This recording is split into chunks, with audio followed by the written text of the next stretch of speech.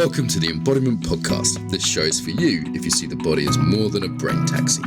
It's for people interested in coming home to the body as a holistic aspect of who we are and how we live. Episodes contain practical tips, exercises you can take away, and interviews with specialists from around the world. I'm your host for today, Mark Walsh. So on the show today, Tessa Howell. So Tess, I have known for a long time. We're old friends and colleagues. Tessa founded something called Wild Moves. She's big on dancing outdoors, silent disco, comes from a background of yoga, conscious dance, meditation, all kinds of other things. Just around the corner from me in Northern California, we lost you to California, didn't we? Tess, welcome. Thank you so much. As you can hear from the accent, not a native Californian. No, been living out here for the past year and 40-something years in the UK before that. So tell us a bit about your journey, Tess. How did you get interested in the body? For me, there was just this, it's just a thing that made most sense. I grew up in kind of private schooling, academia, and there was something missing in that very intellectual life that when I started working with the body around 2000, first beginning 5 Rhythms Conscious Dance, I just went, wow, this drops me into, I wouldn't have known the word presence then, but it dropped me into something I was like, whoa, what is this? You know, this is kind of magic source for life. So, and it's been a journey from there onwards of delving deeper into the body. So you say private schooling, what British people would call public schooling, Americans call private. So that's posh school. So Tess, you're a bit posh, aren't you? Let's face it. Well, yeah, 12 years of schooling, all girls school. So, How does that impact relationship to the body? Obviously, I've not had that experience being in an all girls school. Let's sort of start at the beginning and work our way through. I think it's very kind of 80s body fascist, anorexia is a great thing. And right. Be as kind of fake and as nice as you can. And there was something in extreme privilege of that, but also inauthenticity of living in that world of kind of being on form and on show and being quote unquote groomed for that when I started discovering practices of kind of heartfulness and truth telling and letting your body be as it is, I just went, this feels way safer. Yeah. Yeah, because it's a way in which people from that background are, as you say, groomed to be kind of like either you're going to be a leader or you're going to be the wife of a leader. Like this, you're going to be someone with a certain amount of power. And there's almost a way in which that old school British culture is a little bit inauthentic, isn't it? And when we British say a little bit, we mean a lot. So it's like play nice, be nice, that kind of thing, yeah? And I think for me, there's something I love about embodiment, about truth-telling, about telling how it is in the struggle, in the joy, rather than this kind of quote-unquote British perfectly fine the whole time, which for me isn't very relational. If we're all like absolutely fine perpetually, then where do we be and how do we become I'm fine. And what is it fine stands for? Aerosmith say neurotic. What is it? Fucked up, insecure, neurotic and emotional is the Aerosmith version. That's the Aerosmith version. Good. The great Aerosmith. I was just talking to an immigrant friend of mine who lives in Northern California, and he was actually saying the same thing about Northern California, though, saying he didn't find it authentic. He said that sort of everyone was his best friend, supposedly, but underneath it, not so much. And, that's another kind of culture which I think sometimes lacks authenticity. Yes. I mean, there's definitely cultural differences in it. And I think for me, how can we really meet has been a core question. And that's with other people, with ourselves, with the world around us. Uh-huh. So you really delved into meditation. I know you've sat a lot and into conscious dance like 5 Rhythms and this kind of thing as well. Yeah, I've been sitting for 25 years, started age 19, kind of curious at university about that process. And just delved bit by bit deeper into that. I remember the first time I meditated, it was literally like taking LSD. Not that I had, but everything was kind of rainbow colored after my first day retreat. And there was something in the quality of life that came through that I was like, give me more of this meditation stuff. It's interesting that there is often this initial like, wow, I've been living in the grey, or I've been living a slightly numb life. And it's like the first retreat, it's not even just the first yoga class for people. They walk out and the world's bright. It might not be hallucinogenic, but it might be like the world's just brighter, or they just feel more present in themselves, right? There's a way in which I can write a whole book on embodiment, but it sort of sells itself. Yes. Yeah. And I don't think there's any, no one can particularly invoke that. That just comes through. And I think we get that kind of initial hit of that. And that can be quite useful to sustain us through. Yeah. At some point, this has to become a proper practice and we have to show up for this, ideally day after day, but a few times after week, a week at least. It's interesting that hit often does fade in my experience with people, that hit gets less. And at that point, people either quit or they shift practices. And you can just, somewhere like the Bay Area or Brighton, you can just keep shifting practices forever. It's always it's like the new lover rather than marriage, And, yes. So any thoughts on that kind of jumping around or that trying to keep that initial high? I think there's kind of skillful means in it, because it can be shifting practices of it's got a bit emotionally uncomfortable doing this practice, I'm off to the next thing. I think there's also kind of self-diagnosis of I've grown, say, commitment in my life or presence, and now I need to build my fluidity or my range. Right. So there can be a skillful, I know for me, kind of structure and clarity is one of the harder things to cultivate. So at some point, switching to a practice where you're actually working and cultivating something consciously is useful. If you're just flitting about, that's okay too, but at some point it will probably serve us to delve deeply into one practice. Yeah, it strikes me as a very EFC kind of conversation we have with students at Embodied Facilitator course. Like, when are you quitting just because it's got hard and you need to keep going, or it's got boring and stay committed because actually the real juice is on the other side? And when is it actually you've outgrown that and maybe you need to build another capacity? And often the first practice people pick is one that just fits their neurotic tendencies, and maybe it's time to do something which is actually growing you. Yes. I think there's also this important question of, we say we have a practice, but what are we practicing for? I'm aware gym people are very practicing for go, fitness, move through life. Yeah. And you can practice for other things, for compassion, for empathy, for connection. So, what are you practicing for? It's a literal question. I've often, people will come to me and they say, should I do Aikido? Or, do you know a good Aikido club? Because maybe they've read that I did Aikido, or Strozzi or Paul Linden or someone did Aikido. And I'll say, my first question is always, what are you trying to build? What's the capacity you're trying to build? And then I start from there as to whether or not Aikido or yoga or anything else would be a good practice. So I think that framework is coming a little bit into the embodiment world now. It's the sort of feel-good world. I heard of another dance practice recently which wasn't ecstatic. It was the opposite. It was called deep and dark or something, kind of about going in. And I thought, okay, it seems like the sort of somatic world's growing up a little bit now. Yeah, it feels like some of these practices are quote unquote up and out practices to get out of our experience, out of the human realm, out of our suffering. And actually, I'm more interested in down and in practices to really get us into contact with what is. Because if we don't know what's happening within us, we don't stand a hope in hell of transforming it. So down and in feels an important starting point. Up and out versus down and in. That's a nice place. And you've particularly specialised in dance in nature, right? Like on the beach in Brighton or in the woods with these. Maybe people don't know what it means. So the silent disco. Do you want to explain a little bit about that? Yeah. So I teach 5 rhythms outdoors using silent disco headsets. So it's a LED class. It's facilitated. There's music, and it comes through your ears through an over-ear transmitter.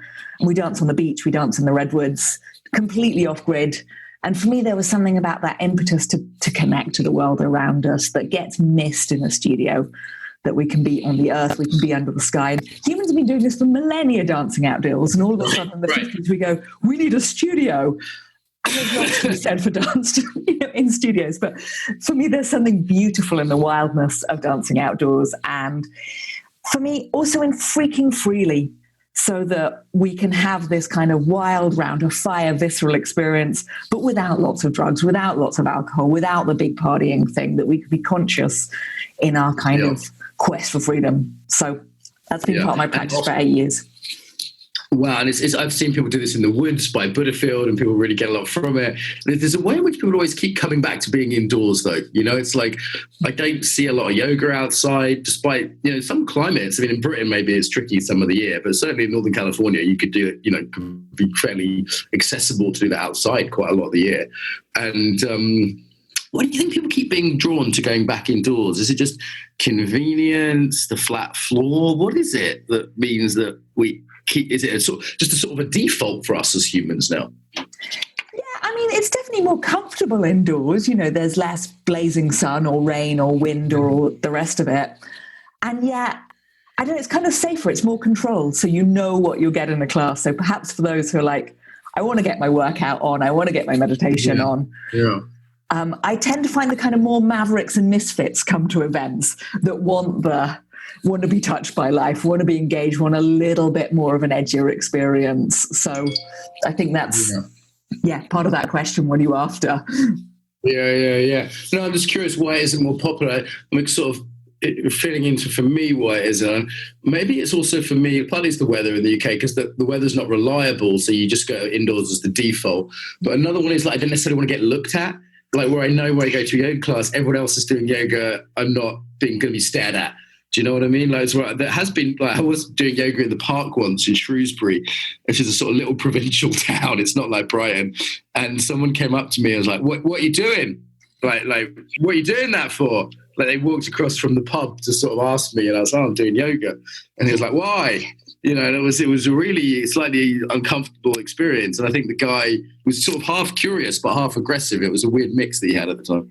There's definitely something in the group safety vibe. Once you get 20 or 30 people doing it, it kind of becomes a norm and you can go to that. But yeah, if you're rocking out by yourself with headphones in, it can tend to be a bit of is this bad mental health or dancing? What's this person engaging in? So, as headsets get smaller, I increasingly wonder when people are walking along talking to themselves, whether it's a mental health issue or whether it's just they've got a good headset that I can't see, But okay, I was just saying silent disco that everybody's listening to the same music generally, right? So everyone has a headset and the same music is being played through to everyone. Yeah, so it's a live 5-rhythm set. We go through that process of a wave. It's live mixed, and then there's some gentle instruction over in terms of feeling into the body, into breath, connecting to things around you. So you're a certified 5-rhythms teacher? I am indeed. And we've had various 5-rhythms people on the show, so people can look up other kinds of conscious dance people do, like Adam Barley or Open Floor, different things, but definitely had some 5-rhythms teachers on the show. Have you sort of gone your own way with Wild Moves, or is that more just sort of 5-rhythms in nature? It's really taking it outdoors. Yeah, so that heart of the practice is still there. And Gabrielle was just so wonderful.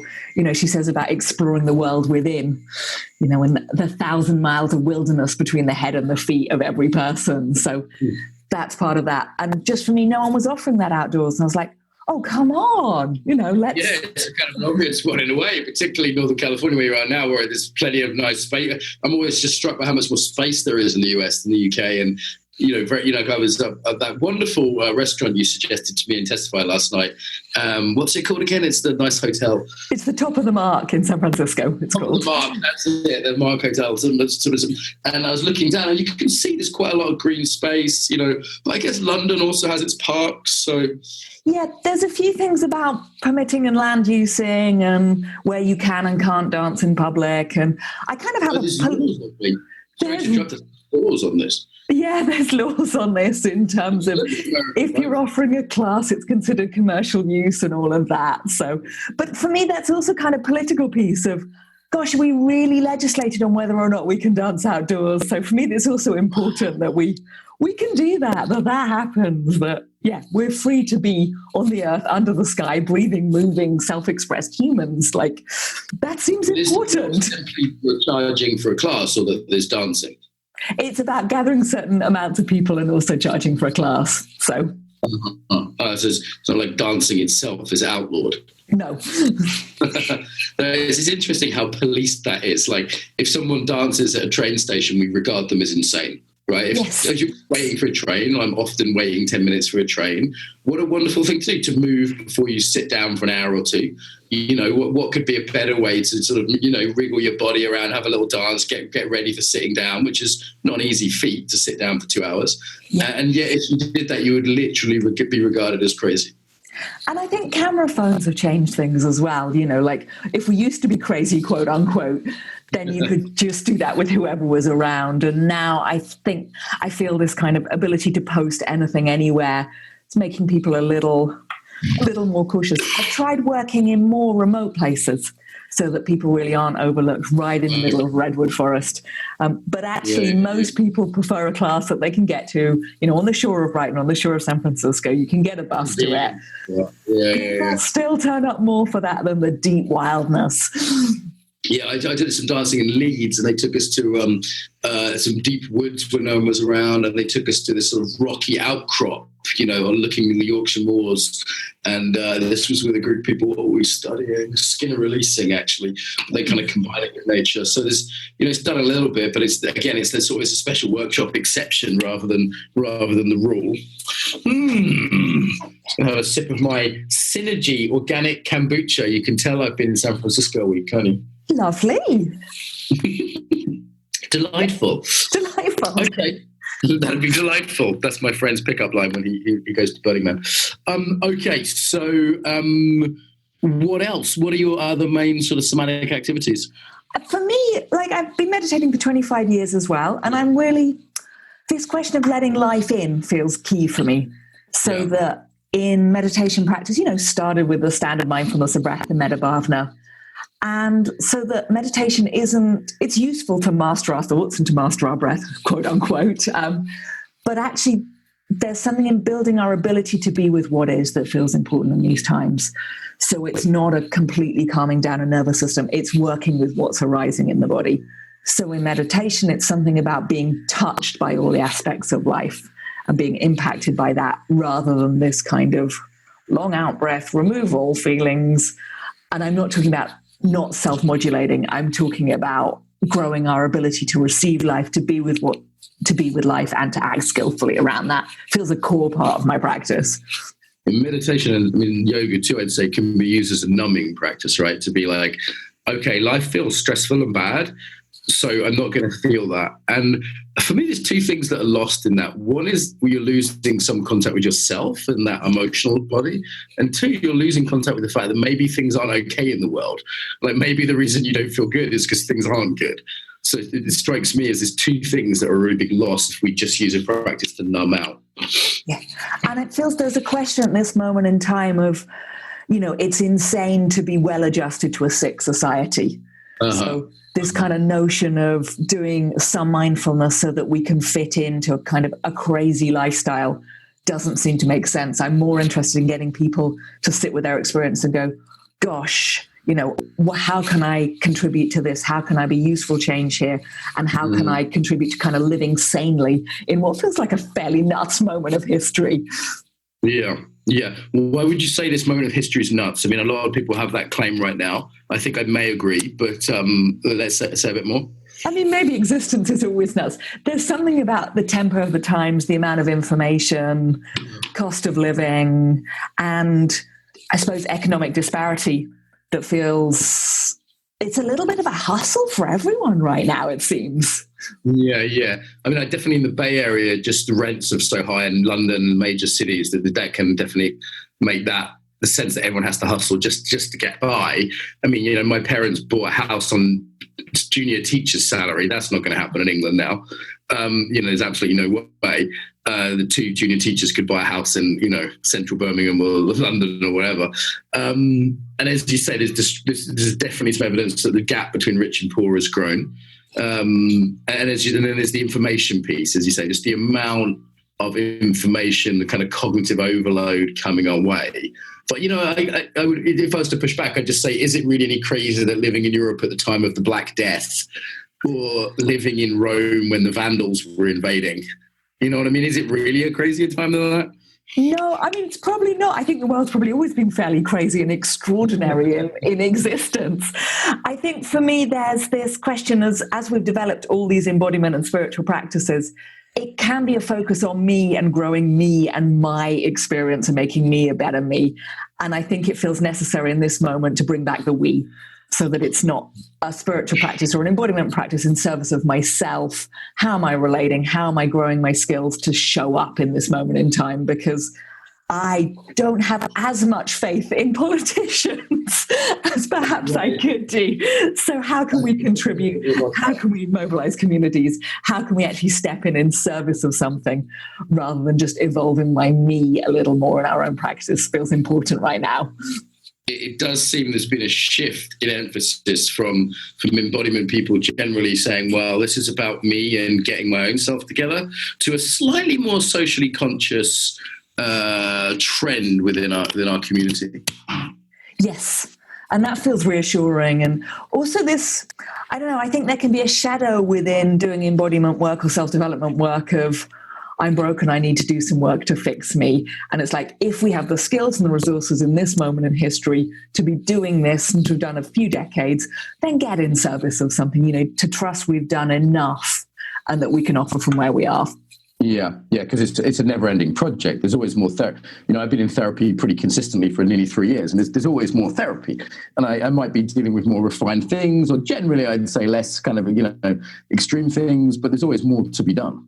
Exactly. It's a never-ending Pandora's box of delving inwards, and that's both beautiful and profound work that we can deepen ourselves and also, to look outside as well feels important. And that feels kind of core of the work that I'm doing, is to both delve inwards, but to be touched by life, to be impacted by life, to actually feel what's happening at this moment in time, so we stand some chance of reacting to it, and going out and taking our work and going, what needs to be done? How do we know what's our work? There's this way in which it's so crowded, particularly places like where we live, Brighton and Bay Area again, Berlin would be another one. It's so crowded on the internet. It's all out there. How do we, know what is a good contribution for us to make when things seem kind of crowded anyway? I think there's something in owning our own peculiar offering. There's a bit of me that loves teaching dance outdoors. It's profoundly beautiful. People get so much from it. And I also go, oh gosh, I take people dancing on beach. And, sometimes there's a really moment of, and it's kind of my work to offer, if that makes sense, that it's not happening. It brings people alive. And I think we just have to kind of we know what we're given. We know what our weird history gives us, that sort of alchemy of our journey and our story.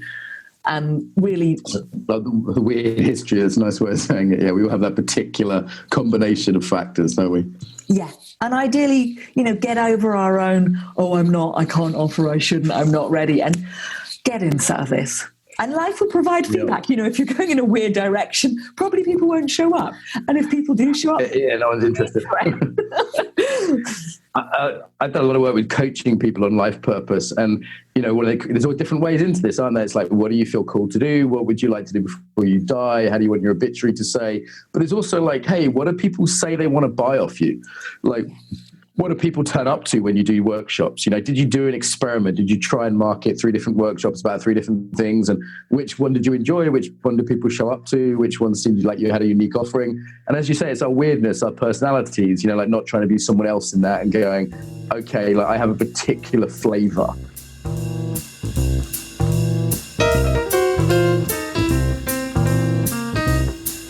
Quick break in the podcast to ask you to look at techcrowdfund.org. That's TEC for Charlie, crowdfund.org.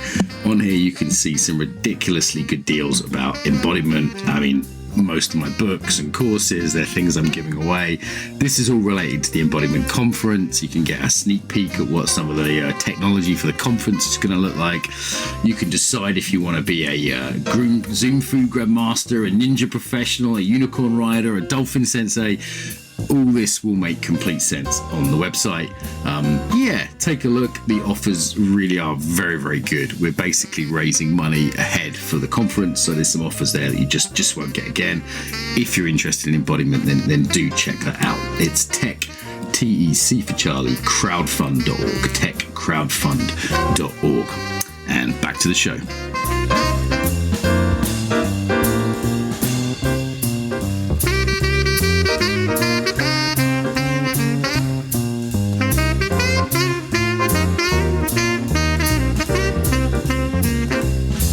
You have your particular flavor from your background and your movement through life.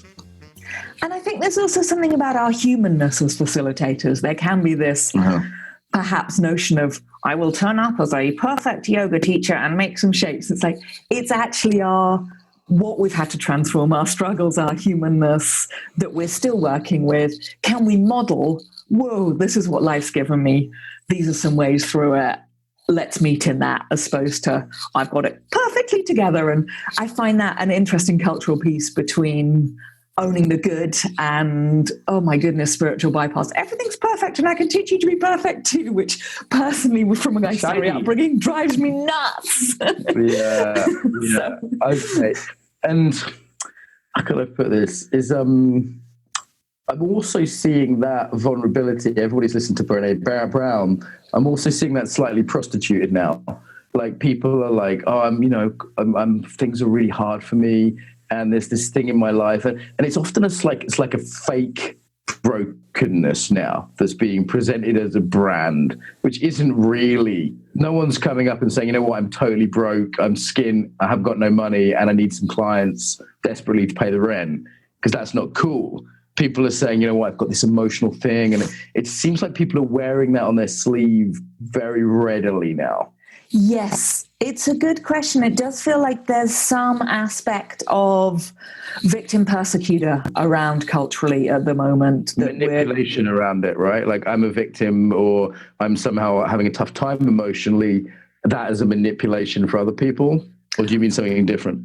I don't know if it's manipulation, but a kind of potential victim identity. These are the systems. This is the politics. We're all a victim of that. And I'm not saying there's vast oppression that we need to transform, but how can we not identify as victim and make them persecutor and just like, wow, this is a crazy set of circumstances. How can I own my agency within that rather than identify as the victim within that? Yeah, it was interesting. I was speaking last night to a friend of mine who lives in Bay Area. He's an immigrant from a very poor country, actually. I won't say where because I don't want to kind of identify him. But it's he was saying he doesn't like the victim identity that people keep trying to give him because he finds it disempowering. And he just says, no, I'm not that person. Like, why? And he says it's generally sort of middle class white women who keep trying to give him this victim identity he doesn't want. It's I thought that was fascinating to hear that from him. Yeah, it feels kind of the drama triangle of victim, persecutor, rescuer. I feel quite a lot of that surrounded, like, get all of us out of that, get us into adult, get us kind of standing in our own center, really, as an embodiment practice, so that we're not pinged about that triangle. We're not in drama, ultimately. Yeah. It's an interesting one. How do we hold, on the one hand, there's different social systems, and it's not the same to be a man or a woman. It's not the same to be, black or white. There's differences there in how people are treated and where people come from systemically, and simultaneously to not enter into a kind of drama triangle with any of that, actually acknowledging those things. There's clearly enormous inequalities at the moment, and it's great that those conversations are coming to the surface to be looked at. And yeah, how can we? It's an enormous question I have no answers to. Mass social change and equality, but how can we support people to own their own agency feels an important question. Yeah. Also, this idea of inequality, I think, is pressing, and you really see it in the Bay Area. There's all this tech money, and there's plenty of wealth. Marin County is one of the wealthiest places in the States, as far as I can tell, and it's very comfortable. And a lot of spiritual teachers are living in comfortable Marin County. Or, I met you at a conference, I won't say which one, but we were at a conference not long ago. And literally I walked around the block to take a phone call because it was a bit noisy in the hotel that where the conference was at. I literally just walked around the square block around the hotel. And this was fairly close to the Tenderloin, which is one of the poor areas of San Francisco. And I must have walked past 200 homeless people. And then I walked back into the conference and people are talking about the latest spiritual technologies and, the latest meditation things. And everybody's sort of glowing and blissed out. And I was just like, wow, have you not been around the corner? The disparity feels extraordinary at this moment in time. And for me, the question is kind of skillful, compassionate response is because there can be a kind of quickness to judge of like, how can this exist? And the kind of righteous rage of like, this is outrageous. And yet, how can we open our hearts towards that and do what we can on an individual level and also with privilege? Like, what are we in service of? If we have enough education, we have enough to be doing that, then what are you doing? Sorry, after you. Well, no, and for me, I have to keep coming back to this compassion as opposed to the kind of the judging the systems, because there's lots of bad I could say systemically about how we got here, and yet judging's not a particularly useful response. I had one yesterday. I had a realization that I saw a lot of Facebook comments and conversation about judging people who were panic buying, inverted commas. Lots, in England, all the toilet rolls been taken up because of this virus crisis, and people are panic buying this and panic buying that. And what I realized was, if people are already traumatized, if people are already having some poverty, if people are already having difficult life or internal emotional situations, of course they feel scared by the latest threat that's out there, because they're on the edge of fear anyway. Their nervous systems are in that fight-flight mode anyway. And of course they're being nudged into that. And for me, as someone that's done a lot of therapy, who's done trauma work, who has centering techniques, who's had enough education to question media presentations of things, maybe I could be a little bit more sympathetic than just judging the poor person in Costco buying discount loo roll because they're scared, Yes. And I think there's also something in learning to modulate our responses, in going, okay, whatever shows up, I may go to fear or flight, whichever, and in just softening that response so that we're not as pinged about by the latest occurrence. Otherwise, there's this kind of continuing with the, victimization of life of the latest thing on the news, and then we're back in our own trauma response. And how can we skillfully work again with the history we've been given and self-modulate that, and also kind of reset our system at the beginning of each day, that we feel resourced enough to engage with life, as opposed to like, whoa, another day here, it's a bit much. So yeah, you see this with each of these crises that crops up. It's kind of like, once we're both over 40. I hope you don't mind me saying. No, there's a way in which we go, I've seen this before, and do I want to freak out again? Do I want to have the same response? Like, every time there's a war, I go, didn't they just sell us that story? Every time there's a bug going around, it's like, didn't they just sell us that story? I think because as you get older, like, things seem closer together, and it may have actually been 5 years ago or 10 years ago, but in a way in which it just feels like, do I want to panic again, or do I want to be a bit more sensible about this? Yeah. And I feel there's this kind of social responsibility piece between, there's a part of me that would love to wake up in the morning and just spend an hour with the trees, never look at the news, all the rest of that.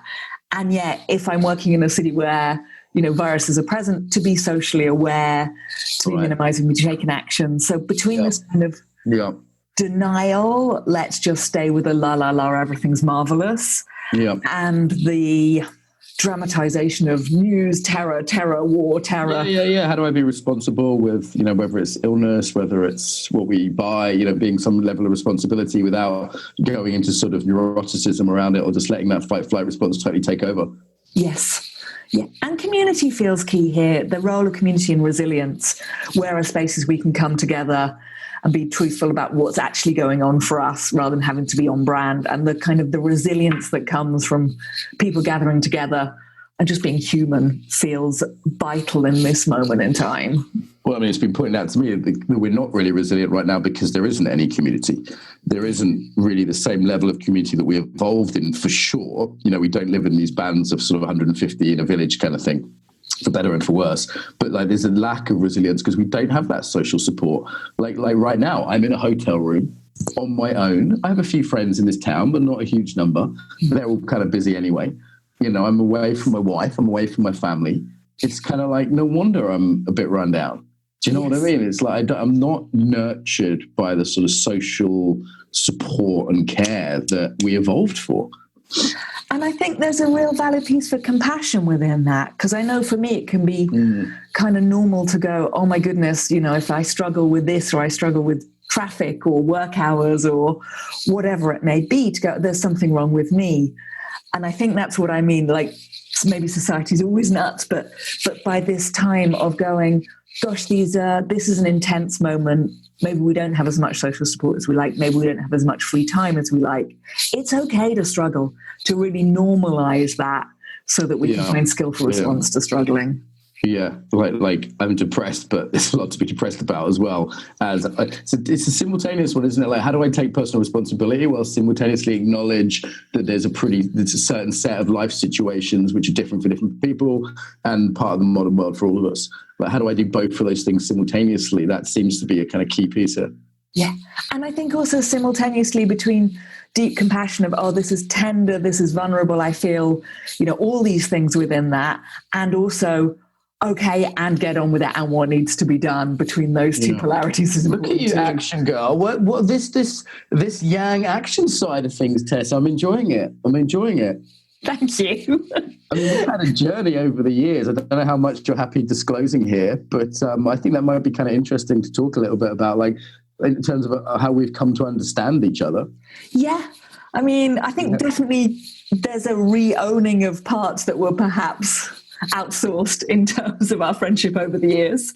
And I know for me, there's been a kind of an owning of directness, of power, of willingness to be seen that I'm appreciating, kind of taking back somewhat. So we can edit this out if it's not comfortable for you. So just let me know if it's crosses a line. But I feel like we've had quite an interesting journey that is indicative of sort of embodied re-owning of parts. When we first met, I was extremely yang and had a very underdeveloped inside. And I think it was fair to say that you were the opposite. Yes. So we met and there was all this kind of charge and sexual tension. I'm like, wow. And we drove each other completely nuts. Yep. And then we went away for a year and we came back and we tried again and we went, no, you're still driving me nuts. Yeah. And then the third year, it was like we'd done a bit more therapy, a bit more integration, a bit more dance. And it was like, oh, we can actually get on now. And we dated for, 6 months? And, I think fairly happily and successfully. That was pretty decent. I look back on that as a good quality relationship. And she's nodding, by the way, just for the record. And we were able to understand each other a lot more. And then I think the fourth year we became colleagues instead. And now we're at a place, and again, tell me if I'm not speaking for you in a way that's fair, where we kind of understand and care for each other. And we still have a huge difference, but there's been enough re-owning that we don't drive each other nuts anymore. Yeah, I think there's definitely something in putting down the outsourcing. I suppose, Jung would call it the golden shadow, the bits that we're not willing to own in ourselves. But both the kind of the traditional shadow and the, hang on, I'm going to take some of that back for me. So, and there was definitely times when we'd look at each other and go, why would you do that? Like, you're an alien. Yeah. There was a strangeness to it, which was attractive, but simultaneously would lead to a not understanding the other. And actually being able to incorporate that into oneself and go, oh, actually, no, this person is different from me, and that's okay, and I get and appreciate that. Yeah. And I think there can be this norm to hang out with, we talked about it a lot on social media, to hang out with people with views close to ourselves, because it's too discomfortable to be like, why do you think that? That seems preposterous to me. Yeah. And it feels kind of vital at the moment to have those conversations and to look at that. So this thing about being able to be around other people with different, not just political views, but also embodied types, I think is pretty key, right? Like if for example, we make a pretty good work team because we're so different. But if neither of us could tolerate being around difference, that just wouldn't work. Yeah. And I think there's definitely something in building the internal ability to be with, embodiment types that are, I know if I'm in public transport, people are still like, woo! My response is to run, my fear response is to get out of it. And I'm like, oh, actually, I can center, I can stay, I can just watch. It's just a man shouting, if that makes sense. Right. A decade ago, I'd have been so gone. Yeah, to be able to hang out with the, and likewise, I can learn to enjoy the flowy hippie dance fests a little bit more. So, yeah. Cool. I mean, we've got a little bit of time still. So is there something I haven't asked you about that you would have loved to have been asked about? I think something about bringing life. For me, there's this core question of how can we bring more life into our life? And I know life. Okay. We work together on embodied yoga principles, and part of that collaboration is we do, a death ritual up on a hillside overlooking a graveyard with the sun setting. And for me, this kind of question of being touched by life, being impacted by life, getting what really matters in life. And I know it's one of the things that I appreciate is you bringing that into your work. And how can we get present to what matters most, but without being intensity junkies? Okay. Interesting embodied area to look at between those two places. So what does that mean then when you say life? What does that mean to you? Does you just mean feeling? Do you mean emotion? How do we know we're in contact with life?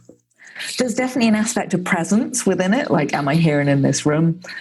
But I think there's also an aspect of impact by life, so that we're not numbed out, zoned out, stuck in our heads. We're actually feeling the aliveness. I know there's Elizabeth Kubler-Ross quote, which is something about our fear is not about death, it's about not living while we're alive. That's not the exact one, but to be touched by our lives so that we can make skillful decisions. I suppose also in this place of mid-40s, I'm like, how do we avoid seeing friends go through midlife crises? And that ideally we're navigating our life skillfully the whole way through, that we don't turn around and go, whoa, what have I been doing for 20 years? That we're kind of on a relatively good course. Yeah. So there might be an adjustment at midlife. Like I've definitely had an adjustment as I've grown into sort of more mature leadership and marriage and this kind of thing. But there isn't like, oh my God, I'm completely doing the wrong thing. What am I doing with embodiment? I should be a race car driver. Exactly. I think the key is having a midday crisis every day, Tess. That's the key. Every single day to have a midday crisis where you go, what am I doing with my day? And readjusting your day to be more meaningful, and then you don't end up with the midlife crisis. A cup of tea in a midday crisis. I mean, a cup of tea. This is turning into a very British episode, Tess. Despite we're both in California right now. I think there is something, joking aside, in the midday crisis of checking in regularly. Like, am I in contact with where I want to be going? And I also acknowledge how hard it can be to carve out the time to do that. So to take these moments, whether that's once a year, once a week, once a day, to go, wow, let's just have a moment. What does matter most? Am I in some way in alignment with that? And what course correction do I need to make? And for me, the body is usually like the one that's like, excuse me, you're way out of line. I'm going to send you weird feelings to let you know. Mind moves so much quicker that normally by the time we sit with the body, we go, oh, there's some catching up here to do. There's some digestion here to do. I've been moving quicker than this most part of me can process. And I'm missing some wisdom here. And I'm missing some potentially warning signs as well. Like often when I just sit with myself and I'm like, okay, it's like catch up. Do you know what I mean? Like, okay, thank you. Okay, back home. And I think there is something a bit British in this pause. Like there's a way in which I love America's so action orientated. Like it's a land of doing and putting things out there. And I love that. And I wouldn't have started my business if it wasn't for America. And I always give America that credit because it was my American teachers who inspired me to, start my thing and the conference and EYP and everything else. But that action mode can lead to not taking that pause. And, Sir Francis Drake, when he heard the Spanish were invading, which were the sort of the big rival to British sea power in Elizabeth's age, he says, I'm just going to finish my game of bowls first, before we rush off to fight the Spanish. Or that British tea time tradition of, whenever there's a crisis, and we don't really believe in crisis in England. Everything's a crisis these days. But in England, there's a sense of like, that's being a bit dramatic. It doesn't have to be a crisis. Don't panic is the old World War II sign that's become a bit of a legend. That's sort of very British thing of taking a pause and saying, how do we want to respond? My mum always puts the kettle on as the first response to an emergency. And it just gives her 3 minutes to kind of think about things before acting. Yeah, I know for some people, they have a cigarette. I wouldn't necessarily advocate for it, but it's their way of taking 5 minutes out and having that moment. And I know for me, often I can't sometimes my mind will override my good decision making and I'll be like, yeah, that's great. And then I'll check in a week or 2 weeks later and go, woof, that had an impact. And I can't always get to that beforehand, that knowing. Sometimes I get it clearly. So how can we check in regularly enough to know if we're overriding ourselves? And sometimes we will need to override ourselves, to take the kids to school, to earn the money, whatever it is. There's a cost to that, though, right? Knowing that we're doing that and there is a cost if we do that. I think it's being at choice with knowing we're overriding ourselves rather than turning around a decade later and going, whoa, that totally wasn't okay. And now I have to deal with the fury or grief of that. So, yeah, like sometimes I've just got a flight to catch and I'm just like, you know what? I really want to like rest or sleep in, but I need to get up because I've got a taxi waiting for a flight.